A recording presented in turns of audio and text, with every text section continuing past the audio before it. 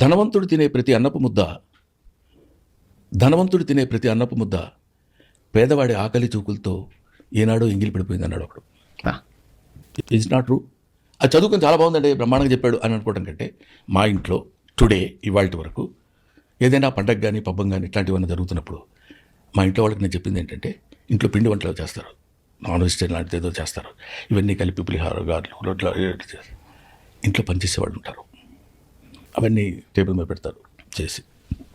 ముందు మా ఆవిడ స్నానం చేసి తలస్నానం అవి తీసుకెళ్ళి దేవుడి దగ్గర పెట్టి, ఆ దేవుడి దగ్గర పెట్టడం అయిపోయిన తర్వాత మధ్యాహ్నం భోజనానికి పూజలు అన్నీ అయిపోయిన తర్వాత భోజనం కూర్చుంటారు కదా, డైనింగ్ టేబుల్ పెట్టేటప్పుడు వడ్డించడానికి అవి తీసుకొచ్చి ఇదిగో అక్కడ పెట్టాను చెప్పడానికి కొంతమంది మనకి సహాయకులు వాళ్ళు ఉంటారు. వాడు చూస్తాడు, వాడికి తినాలని ఉంటుంది, దాని మీద నాకు రైట్ ఉంది, వాడికి లేదంతే. మానసికమైన థాట్ ఒకటే, ఇన్నేట్ థాట్ ఒకటే, భలే ఉంటుంది ఇది అన్నట్టు.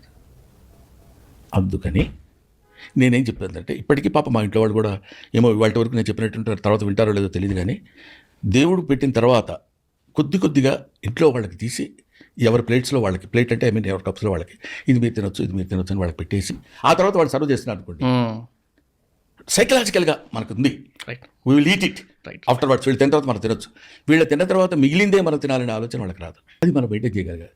ఇది నేను అందరికీ చెప్పేసుకుని నేను చూడండి, మామూలుగా మా ఇంట్లో ఏం జరుగుతుందంటే, జనరల్గా ఏదైనా పిండి వంటలు చేశాను ముందు మన వాళ్ళకి ఏం చేస్తానంటే నేను అని, ఇదిగో ఈ వాయిస్లు ఫేక్ వాయిస్లతోటి గంభీరమైన ఫేస్ పెట్టి, నా అంతటి దానకన్నుడు ఇంకొక లేడు చూడండి అలా కనపడుతున్నారా లేదని నిన్ను అడిగి, అబ్బా హ్యాసిటీస్గా ఉంది సార్ మీ ఫేస్ అలాగే ఉందని నేను చెప్పి, నిజమే నేను నమ్మి ఇంకో రకంగా మాట్లాడి ఇట్లాంటి దరిద్రాల తోలికి నేను వెళ్ళాను.